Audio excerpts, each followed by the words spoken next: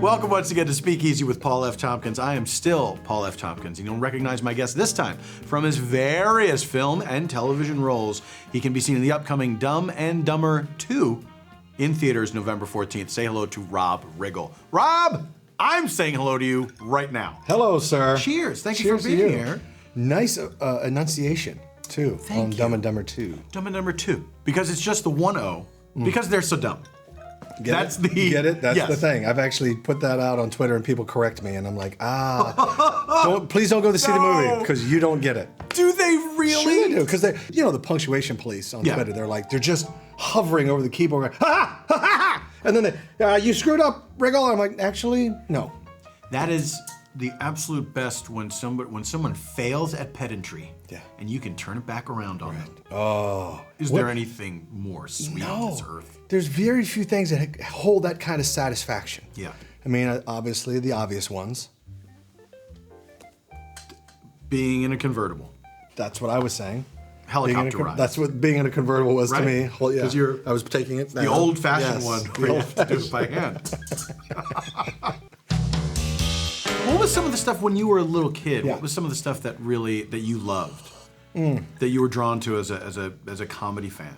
Seeing things I shouldn't have seen probably when I was little, like Meatballs. Right. Bill Murray is classic in that. Yeah. You know, his speech to the guys. It just doesn't matter. It just doesn't matter speech. Yeah. It's not the big game. Or it's not the game that matters, guys. It's the big social afterwards. Right. I can't tell you how many times I quoted that. I still do. Right. Because, whatever we're doing, I'm like, guys, this doesn't matter. It's the big social afterwards that matters. Yeah. Did your parents take you to movies that were not for kids? Yeah. That doesn't seem to be a thing anymore, but my parents, because I think we're roughly the same age, my parents, they took us to grown-up movies all the time. And my grandmother took me in 1980. I was still single digits. Right. In 1980, took me, and I don't know what she was thinking, took me to see Airplane. In the theater. Yeah. In the theater. Boobs, absolutely. Bullshit, and like things being thrown out, and I was soaking it up, like a biscuit on gravy. And my grandmother had no idea. She just laughed, thought it was awesome. Did you like it? I was like, this is the greatest thing I've ever seen. Are you kidding me? This is gold. I can never thank you enough. This is Christmas and my birthday all wrapped into one.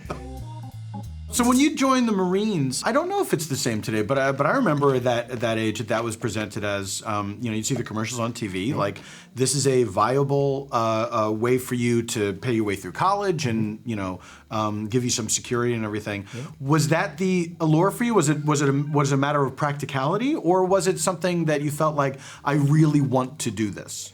Possibly both. One, I always wanted to serve. I just felt it was something that I could do and I should do. Right. That's just who I am and where I come from. And when you're, and I've said this to other people, and it's true for me. When you're a theater and film major and you graduate, it doesn't matter where you go to school. You can be from Yale. Mm-hmm. You're going to be a waiter for a long time until you get a break or an opportunity. I had my pilot's license when I was an undergrad. My grandfather, he fought in World War II, and he was in the 8th Army Air Corps. When I was a freshman at KU, he said, "Hey, do you want to get your pilot's license? I'll pay for it." Yeah, why not? That's how, it wasn't like I was seeking it out, but someone puts that on the table in front of you, you take it. Yeah. So I took a test and got a guaranteed flight contract with the Marine Corps. So if I graduated with, a decent grade point average and I made it through officer candidate school, hey, I was going to be Top Gun. Right. Top Gun waiter, Top Gun waiter. Pilots, they make out better with the ladies. Sure. So literally. They make out better. I enjoyed flying. I liked it, but I loved comedy. Right. And I loved acting. Right. There's a difference. And I didn't realize it until I got deeper into the program. And as you get closer to pinning on the wings, in the Marines, once you pin those on, they own you for 8 years. Yeah. And you got 2 years in before you even see them. So I was getting close to pinning those on, and I realized, oh man, if I pin these on, I'm going to be in for 10, 11 years before I even have the option of doing something else. Mm-hmm. But at that point, I'm 9 years away from full retirement. So I don't see myself getting out. Mm-hmm. And I could start to do the math. And I was having that quarter-life crisis where I was 23, 24 going, That's my whole life. My whole life is just laid out in front of me. And it's a fine life, don't get me wrong, but I was like, I got some other dreams and some other things. But that was the time to start thinking, is this what I want to be doing? Right. So that's when I stopped flying. I stopped flying before I pinned on my wings and became a ground officer because I still had to fulfill my ground contract, but that was much more doable, right? Because at that point it was just, okay, if I stop flying and I become a ground officer, they go, you owe 3 more years. I was like, bingo. So I did that. Went to Defense Information School. They sent me out to North Carolina, joined the fleet, became a public affairs, civil affairs officer. And then when I was done, I just got promoted to captain, but I was like, I'm out of here. I'm going to Chicago. I'm going to study at Second City. I don't know anybody. I don't know how, but I'll be a bartender during the day or a waiter, and I will study at night, and I'm just going to go. And that's it. Thanks for the memories. And the chief of staff for 2nd Marine Air Wing, who I was working for, came in and said, what would it take for you to stay in the Marines? And I said, well, if you can get me to New York or Los Angeles, I'll extend on active duty. I'll give you 3 more years. I won't augment. I won't become a permanent, guy. Right. But I'll give you I'll extend on active duty. Next morning, orders to New York City. So he called my bluff. So I was like, no! That was it. I got there. Did Marines during the day. I went and took stand-up classes. The comic strip on the Upper East Side. Yeah. Not my style. He was very much 3 jokes per minute, set up, punch, set up, punch. Rules. This is how we do it. Yeah. And I was like, but I like Delirious. I like Eddie Murphy. I like Bill Cosby. I like, these were guys these were my stand-up heroes who told stories. They told stories. And on the journey of the story, that's where the joy was. That's probably what led you to improv, right? Is that you're telling these little stories. Yes. Yeah. And when I did it, the 3 jokes per minute, because I did it his way. And by the way, this is really the first time I've ever been on stage. Right. I hated it. I hated it. It wasn't me. I was clunky. It was awkward. It just did not fit at all. It felt like an itchy sweater. Yeah. And I thought I'd made the biggest mistake of my life. Because I was like, I gave up flying to come here and hate this. Right. What have I done? So I was talking to a friend of mine. She said, well, I've got a friend who is in this business. You should talk to him. Turns out the person they wanted me to talk to was one Mr. Dave Koechner. Right. One of my comedy heroes. Right. And, Dave had been on SNL. He was well known in the improv world. He was a comedian. He was great. So I said, is this going to be a burden? Is this a hassle for him? But I was desperate. I was like, yeah, because I think I made a big mistake. So I called him. And he super gracious, as he always is. Yeah. Wonderful man. And he said, look, don't listen to this guy, relax. There's options, there's things you can do here. I've got some friends who just moved from Chicago out to New York. He goes, they're called the Upright Citizens Brigade. They put on shows, Matt Walsh, Matt Besser, Ian Roberts, and Amy Poehler. I was like, He goes, go see their show on Sunday nights called ASCAT. I go see the show. It's a game changer. Yeah. It changed everything. It really is like nothing else. Yes. It's pure magic. It is because you realize they're just doing this. This is just happening. Yeah. This isn't scripted. It wasn't rehearsed. Yeah. It's literally unfolding. And the fact that they knew how to play off each other and they knew where they were going. It was just like watching a great basketball team or a soccer team pass, shoot, and score. Just efficiency and it was everything. I felt like Belushi in Blues Brothers at the Triple Rock when the light came through and hit him. And do you see the light? Yes, I see the light. Yeah. But anyway, so I saw it. I was blown away. I went up immediately after the show and I was like, hey, it was Matt Walsh. And you know how nice he is. He's a great guy. He goes, oh yeah, I think you're Dave's friend, right? And I was like, yeah, friend. Thank you for that. Thank you for that small gift. But I was like, yeah, you guys are, I couldn't even get the words out because I kept wanting to say like, this, what you do, this is me, I want this, and that's basically how it came out. And he's like, oh, great. He goes, well, we're starting to teach classes. Sign me up. So I was so fortunate because when I got there, when I impacted with the UCB, they were just starting in New York. And Amy Poehler, Walsh, Besser, and Roberts were the teachers. They didn't have anybody teaching except for those 4. Yeah. And they only offered 3 levels, 1, 2, and 3. And so my teachers were those 4, were the original Upright Citizens Brigade. And I think back how lucky I was to have those 4 as my teachers. And whenever I'm back, I will try to slip in on Sunday nights to do an ASCAT because it's just pure joy. It's playtime for me. Yeah. So anyway, that changed everything. And it's all because you asked for help. Yes. You were at a point where you really needed to talk to someone else and gain some perspective, And it's like remembering that lesson is a very difficult thing, but I feel like it pays off every single time. It does. People are very gracious. Yeah. When I was in flight school, I think I had just been promoted to first lieutenant, 24-year-old, and I was quitting flight school. I'd never quit anything in my life, ever. So this was hard for me to do, but I just knew the calling inside was bigger. It was like, I got to do this. I got to try. But even knowing that, just the idea of quitting something was that difficult for you. Oh, it was abhorrent to me. I couldn't stand it. So I was in Corpus Christi, down at Naval Air Station, Corpus Christi, Texas, and I went down to the beach and I sat in my car and I wrote in a book, in the back of this book, if I quit, this is what I'm going to accomplish. This is what I'm going to do, because it has to count. It has to matter. So I wrote in the book, first thing, I'm going to get on Saturday Night Live. Now, I'm in Corpus Christi, Texas, a lieutenant. I don't know anybody in the comedy world. I don't know anybody. I've never done stand-up, never done improv. I don't know jack squat. I just knew what I was going to do. Didn't know how, didn't know any of it. That was in September of '94. September of 2004, 10 years, almost to the day, I got a call from Lorne Michaels asking me to join the cast of Saturday Night Live. That's my Oprah story, but I shared it with you instead. Take that, Oprah. Yeah.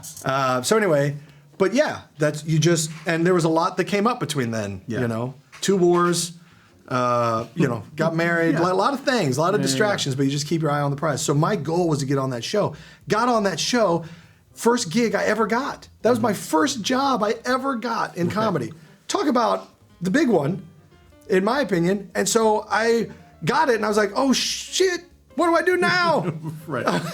And I gave it way too much power, to be totally honest with you. I did. I treated it like it was. It's hard not to, right? Yeah, and I got there and here's the thing, but also, because that's also how it represents itself. It does. Absolutely. The whole process to get to that show, it really is presented like you're being ushered into the presence, and if you ascend to these halls, right. And to walk the halls and see the headshots and to see the.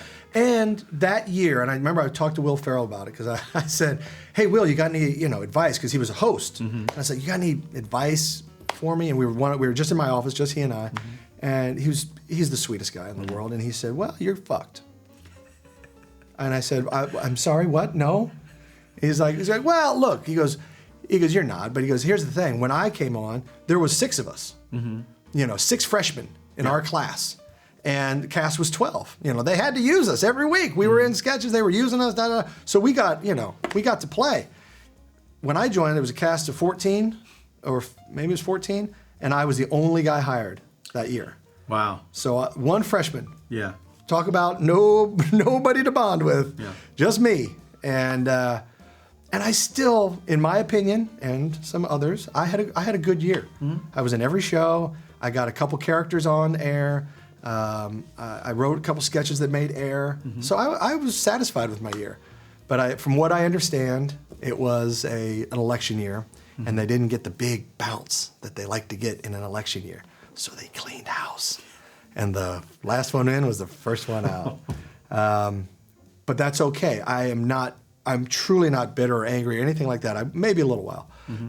But I'm sure that it feels very public. That's one of those things where it feels like everyone knows and they're all talking about it like, this guy's a failure. Yes. He couldn't do it. And of course, that's not what's happening at all. No. But it's hard not to, when you're doing something that's, when your job is in the public, and then that job is taken away from you, it's hard not to feel like, if someone recognizes me, they will recognize me as a guy who got fired. Yes. I gave myself about a 15-minute pity party.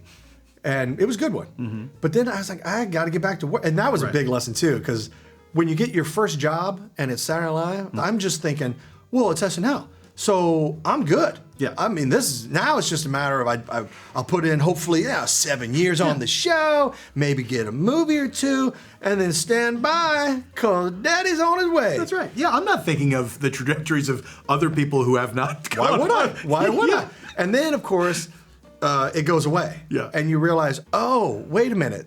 There is no finish line in show business. There's only gigs. Yeah. And you get a job and you do the best you can, and you hope that by doing the best you can in that job, you get the opportunity for another job. And that's how it works. And naive me just thought it was a done deal. And no, and that's not how it works. Yeah, had a great long run on The Daily Show. Yeah. You've established a career in show business. Then you're serving in Afghanistan in wartime. So, which did you want to be doing at that time? Did you have a preference? I would much rather be entertaining and doing the make-em-ups for the yucks, rather than shaving and sleeping under a Humvee and pooping in a hole that I dug myself. That's not fun. And then, of course, the bullets flying overhead. Plus the bullets. Never fun. I imagine that your military experience and your service during the war, it has to color your life back home. And I mean, does it just make the show business stuff seem less dramatic? Yes. Oh, absolutely. I mean, when you get into something like that, or you go through, I think anytime you get tested as an individual, it can be a death of someone close to you. It can be fighting off a disease. It does put things in perspective. And then you realize it's an audition. It's for a TV show that it might be funny. Yeah. It's a gig. It's one night. I go out there. I do my best. I always, if you do your best in any situation, generally speaking, you can go to bed that night. Even if you ate shit. Yeah. You can still go to bed that night going, I really gave it my best. Now, if you go out there and don't give it your best and you eat it, maybe you deserve a little shame. Right. Maybe you deserve a little shame. Right. I did have my worst audition one time. I was just off of SNL, canned from SNL, still in that reeling thing. And I auditioned for a TV show. It was Joey. Yeah. Matt LeBlanc's spinoff. He had already been going for a season, but they were looking for a new best buddy for Joey. It's the network.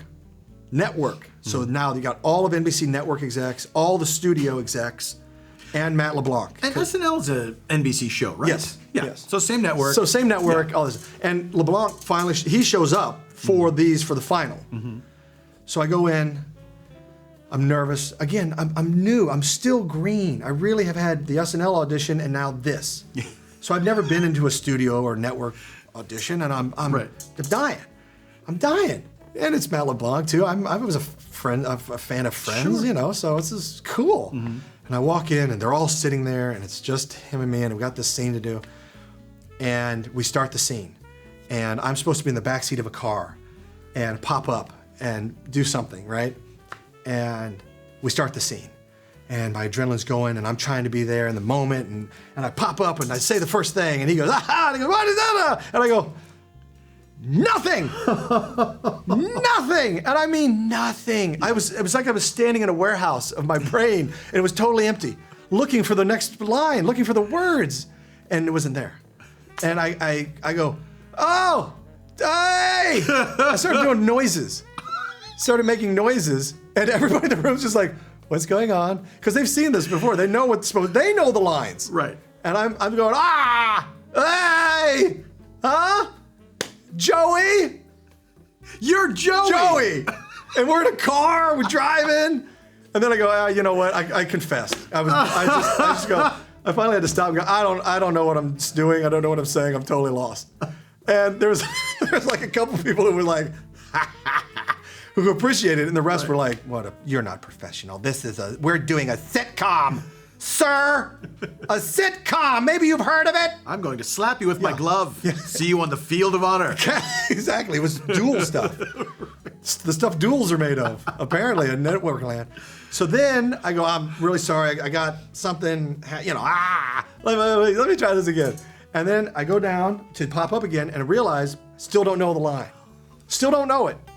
I got nothing. And I'm panicking, I'm sweating. Now the flop sweat's hitting because I'm like, I really don't know what to say and I don't know what to do. And this is a network audition. And action. Hey! Nothing. I'm still in empty land. I'm still in the desert. At the last second, it came back in like a fire hose. And I got it somehow. Don't know where it came from. It was just divine intervention. Just the angels had enough. They were like, God, let's get him out of here. And they gave me, yeah, this is painful to watch. Let's just get him out of here. So I didn't get it, amazingly. I didn't get it. Really thought I had that one. You play a dual role in Dumb and Dumber 2. Yes. You play twins. Twins. It finally happened. This is what you've been working towards. It's not just me. It's what America wanted. I'm going to say it for America. Thank you. People always do that. People are always telling Americans what they want. Yeah. I'm just telling you what America wants. Are you? How? How do you know that? My favorite is, hey, we were all thinking it. Yeah, we're all thinking it. I don't think so. I didn't. I'm not that rude. I didn't. I would never do that to someone. But yeah, fun movie. The Farrelly brothers wrote and directed it, so they're back. You got Jim and Jeff back as Harry and Lloyd. A lot of the same producers came back. It felt like a reunion. It felt like they were all having a good time. And they were gracious enough to allow myself and the other cast members to into that world and be part of the fun. We weren't just kept outside as, this is our group, we're the originals. Yeah. It was very inclusive and very fun. You just set it up so these guys can be funny. Yeah. You walk in, you set the basket down. You got it, Riggle? Yeah. Do you want me to say my line or whatever? Yeah. It's Dumb and Dumber, not Dumb and Dumber and Friends. Correct me if I'm wrong. Yes. This comes out, is it 20 years to the day? 20 years to the day. Now, the way it was explained to me, Dumb and Dumber came out November 14th, 1994. Dumb and Dumber 2 comes out November 14th, 2014. 20 years to the day. What a long, dumb trip it's been. That's right. Rob Riggle, thank you so much. A pleasure chatting with you. Thank you. And thank you for your service. Again, Right? thank you very much. How about it? How about that? That does it for this round of Speakeasy. Please join me again next time when my guest will be a different person. Me too. Me too. When it's that cold and delicious. Right? You're an officer and a gentleman. I should carry you out. I should carry you out. And love will lift us up where we belong. Yes.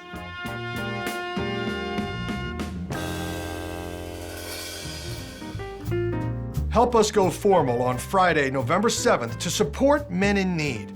Click the link in the description below to participate.